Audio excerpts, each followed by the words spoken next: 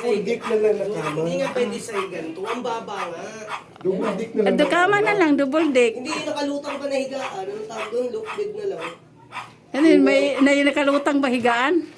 Bibili tayo ng ganito ba? Ipa-welding na lang. Ayan, para kang unggoy diyan sa taas. Gaan na ganito. Pa-welding na lang. Oh, hi na kayong dalawa, oh. Ay, mga unggoy.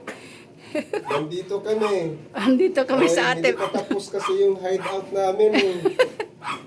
Ayan, marang mga unggoy na sa atip. Maglag kaya kayo dyan, bumaba na kayo. Hindi nga, hinintay na namin yung gagawa kasi may papatulong siya. Oh.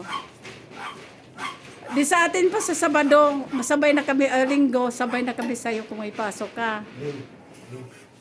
Malaki pa ito sa kanila eh. Ha? Mahaba nga. Oo, malaki? Sa kanila.